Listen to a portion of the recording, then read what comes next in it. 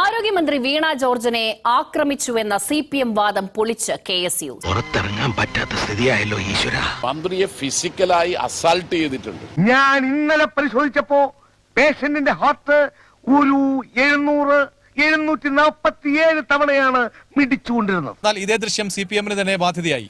എല്ലാം വെറുതെ ആയല്ലോ. ദൃശ്യങ്ങളിൽ കാണുന്ന കറുത്ത തുണി മന്ത്രിയുടെ ഗൺമാന്റെ വസ്ത്രമാണെന്നാണ് KSUവിന്റെ വാദം.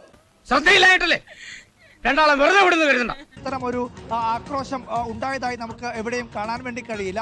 കാര്യങ്ങളൊക്കെ കൈവിട്ട് പോയല്ലോ. ഞാൻ തിരുവനന്തപുരത്തേക്കൊന്ന് വിളിച്ചാലോ? അതുപോലെ തന്നെ ഇവരുടെ കൈവശം ആയുധം ഉണ്ടായോ എന്ന കാര്യത്തിലും അത്തരം തെളിവുകളൊന്നും തന്നെ ലഭിച്ചിട്ടില്ല. അതല്ല ഉദ്ദേശം. മന്ത്രിയുടെ ശരീരത്തിൽ അവരുടെ കൈ സ്പർശിച്ചതിന്റെ ഒരു തെളിവും നമുക്ക് ഈ ദൃശ്യങ്ങളിൽ കണ്ടെത്താൻ സാധിച്ചില്ല.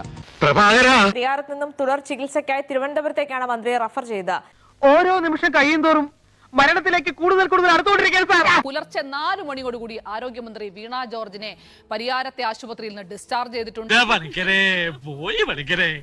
ഇത്രയും കാലം കണ്ണിൽ എണ്ണ ഒഴിച്ച് വളർത്തിയതും കാവൽ നിർത്തിയതും ഒക്കെ വെറുതെയായി. കൈക്കും കഴുത്തിനുമെല്ലാം പരിക്കേറ്റിരിക്കുന്നു. അല്ലേലും പഴയ ജീവിതം ഇനി നടക്കുമെന്ന് തോന്നുന്നില്ല.